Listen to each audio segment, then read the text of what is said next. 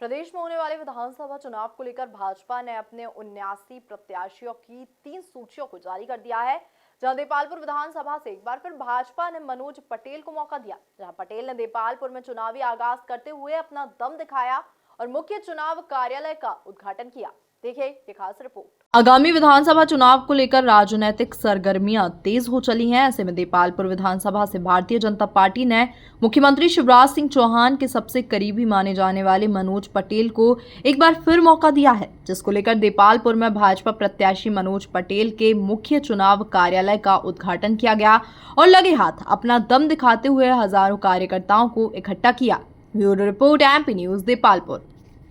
आगामी विधानसभा चुनाव को लेकर भारतीय जनता पार्टी ने अपनी दूसरी लिस्ट जारी की, जिसमें देपालपुर से भारतीय जनता पार्टी के प्रत्याशी एक बार फिर मनोज पटेल जी चुने गए हैं। और इस वक्त बात करने के लिए मेरे साथ मनोज जी पटेल है। इस बार विधानसभा चुनाव को लेकर मुख्य चुनाव कार्यालय का आगाज आज आपने देपालपुर से किया और बड़ी संख्या में जो कार्यकर्ताओं का समर्थक हुजूम, क्या कुछ कहेंगे इसको?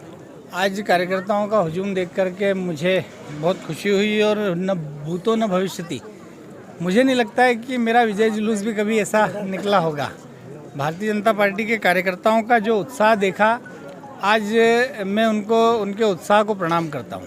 विकास पुरुष आपको कहा जाता है, ऐसे क्या विकास अब कुछ रह गए हैं जो इस बार विधानसभा चुनाव अगर आप जीतते हैं तो क्या कुछ पूरा करने की बात है? विकास में हमने बिजली, सड़क, पानी, इस पर हमने विकास किया है, इसलिए विकास पुरुष कहते हैं।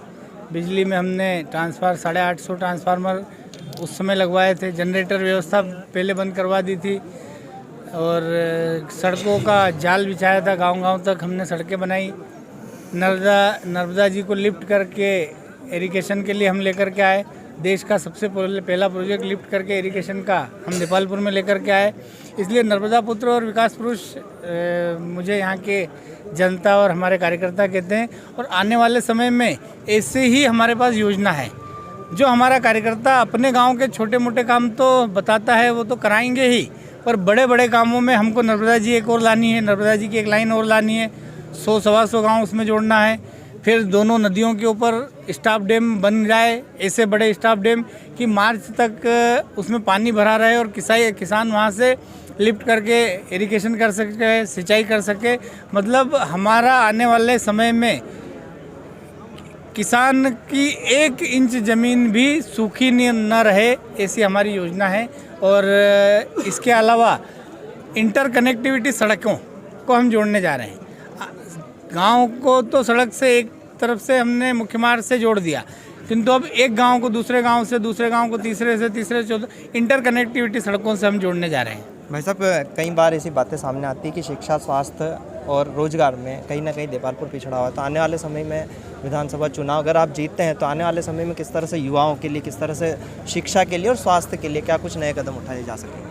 आने वाले समय में स्वास्थ्य में हम देपालपुर विधानसभा में सामुदायिक स्वास्थ्य केंद्र खोलने जाएंगे। आने वाले समय में हम सामुदायिक स्वास्थ्य केंद्र खोलेंगे, जिससे कि एक जिला लेवल का स्टाफ हमारे देपालपुर में आ जाए। और स्वास्थ्य के मामले में हम खूब अमूलचूल परिवर्तन करवाने जा रहे हैं और वो निश्चित रूप से जल्दी होगा। शिक्षा के क्षेत्र में आपने देखा होगा कि पूरे इंदौर ज़िले में PM श्री और CM राइस सबसे ज़्यादा अगर कहीं खुले हैं तो वो देपालपुर विधानसभा में खुले हैं। तो शिक्षा में भी हम बहुत तेज़ी से बढ़ने जा रहे हैं। देपालपुर में कॉलेज है, गौतमपुरा में कॉलेज खुल गया, आने वाले समय में हम गौतमपुरा में, बेटवा में खुल गया और आने वाले समय में हम गौतमपुरा में भी कॉलेज खुलवाने वाले हैं। ये हो गई स्वास्थ्य शिक्षा से संबंधित बातें। अब रोजगार की बातें करें तो आप देखो, सबसे ज़्यादा रोजगार तो देपालपुर विधानसभा में है। सुपर कॉरिडोर 60% देपालपुर विधानसभा में, TCS देपालपुर में, इन्फोसिस देपालपुर में, नरसिंह मुंजी देपालपुर में, सिम्बायोसिस देपालपुर में, मेडिकल हब देपालपुर में, ये सारे चीज़ें देपालपुर में हैं। और इसका कहीं ना कहीं यहाँ नहीं तो आसपास के क्षेत्रों में तो फ़ायदा उसका मिल रहा है। और इसके अलावा हमने काली बिल्लोद के यहाँ पर एक बड़ा प्रोजेक्ट हम ला रहे हैं, जहाँ हमने इन्वेस्टर समिट के माध्यम से, अधिकारियों के माध्यम से और माननीय मुख्यमंत्री जी के माध्यम से योजना बना भी ली है और उद्योगपतियों को ज़मीनें दे करके उनको आमंत्रित भी कर लिया है।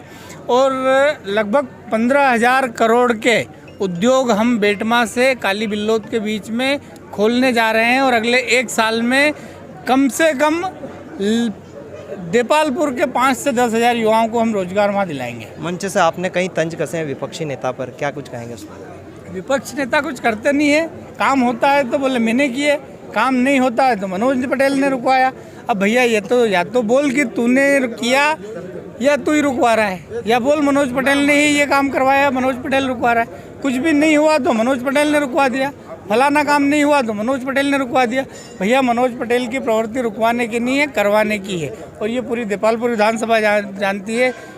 बिना वजह के बेवजह के इल्ज़ाम वो लगाते हैं, इसलिए आज गुस्सा भी आ रहा था कि तुम पैसे के दम पे चुनाव लड़ते हो, तुमको बेटा समझ करके जनता ने वोट दिया, बेटा कहीं काम नहीं आया, सपूत की जगह कपूत निकल गए आप नोटों की गड्डियाँ दिखाते हो, नोटों की गड्डियाँ दिखा करके आप भ्रम फैलाते हो। तो ये अब देपालपुर की जनता नहीं सहेगी और अब तो आपको बदल देगी। चलते चलते मैं अंतिम एक सवाल और कि कितनी बड़ी जीत आप देखते हैं, अगर आप विधानसभा चुनाव जीतते हैं कितनी बड़ी जीत देखते हैं? देपालपुर विधानसभा से जो कार्यकर्ता गण का आज उत्साह देखा, मैंने देखा कि आज देपालपुर में कार्यकर्ताओं में खूब उत्साह था और देपालपुर का प्रत्येक कार्यकर्ता मनोज पटेल समझ करके, भारतीय जनता पार्टी का चुनाव समझ के ये चुनाव लड़ रहा है और सारे रिकॉर्ड इस बार टूटेंगे। अपने चुनावी कार्यालय का आगाज देपालपुर से किया है। यत्न सेन, एमपी न्यूज़, देपालपुर।